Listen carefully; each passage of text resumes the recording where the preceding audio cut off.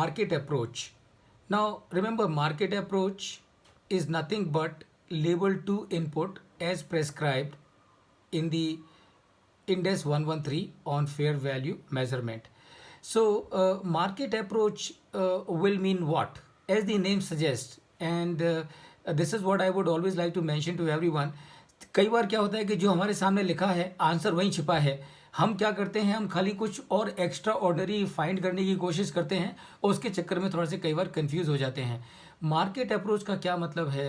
What is the meaning of market approach of valuation? Very simple.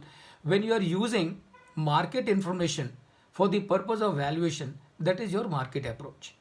So how will you use the market approach for the purpose of valuation? So remember, there are some multiples that you would use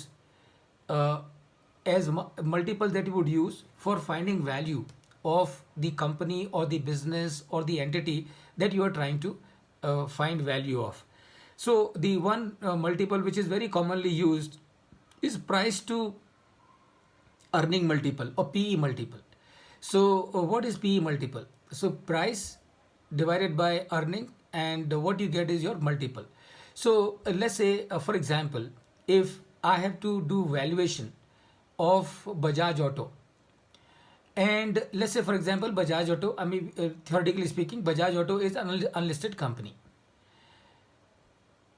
Since it is an unlisted company and I want to use the market approach for the purpose of valuation, what can I do?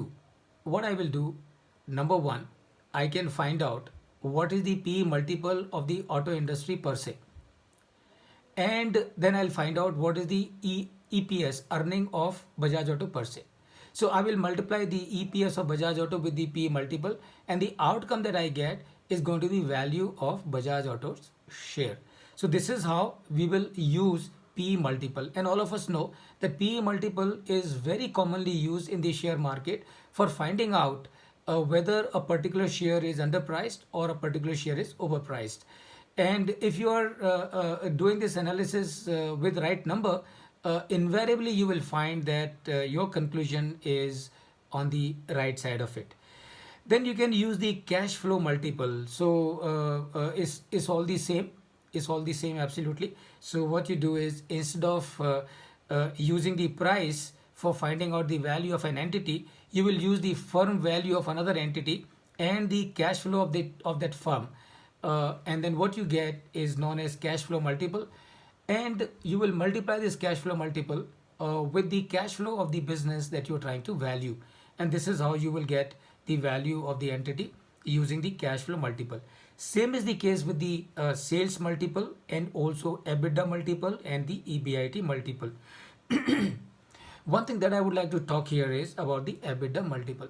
I'm sure, friends, whenever I'm sure all of you would be aware, whenever these mergers are happening or takeovers are happening or acquisitions are happening, invariably in all the cases, the buyer of the company is always interested in the EBITDA of the target company.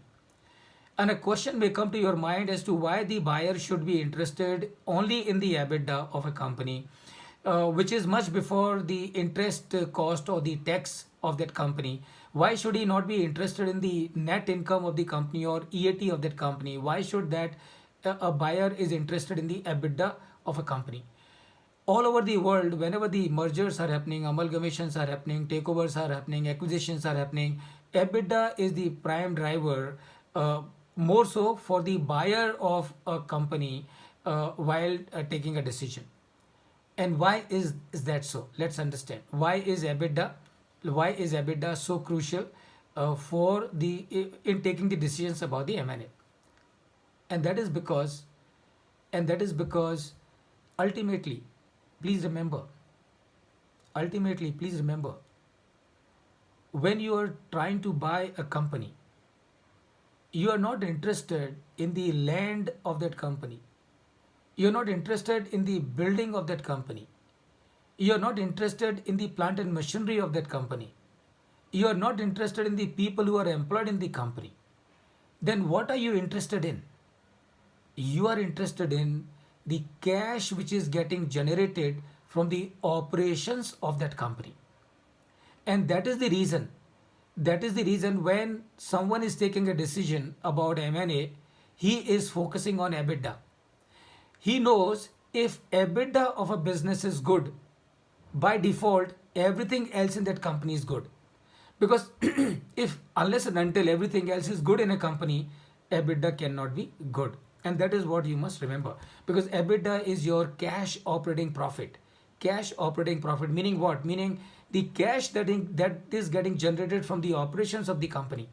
Ultimately as a buyer I am not interested in the उसका land कितना है, building कितनी है, plant and machinery कितना है.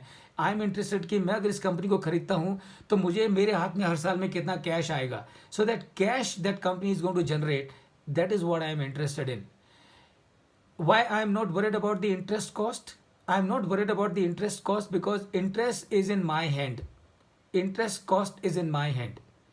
If I do not want to pay interest, then what I will do, I will repay the debt. So that is in my control. Why am I not worried about the tax? Because tax is not in my control, tax is not in anybody's control. So when something is not in my control, that is not at all a decision variable. That is something which is not to be taken into account because it is going to be there. So why should I worry about it? And if my EBITDA is strong, then I do not want to worry about the tax in any case. Why? Because my EBITDA is so strong, the tax liability will automatically be taken care of. And plus, the question of paying tax will arise only when there is an EBITDA. A company which is not having EBITDA will not have to pay tax at all. And therefore, the tax becomes irrelevant.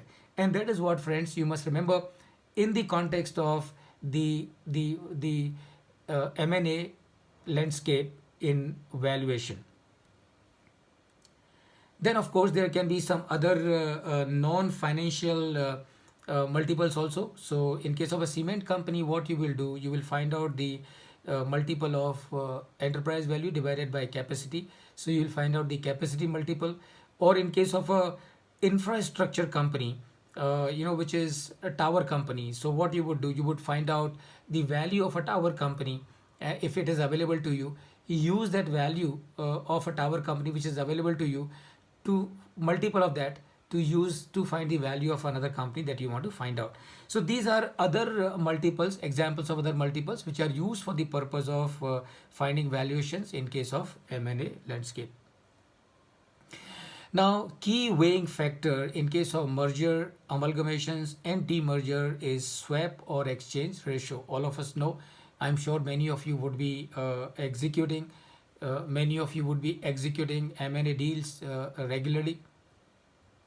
So you would know as to what is the key weighing factor.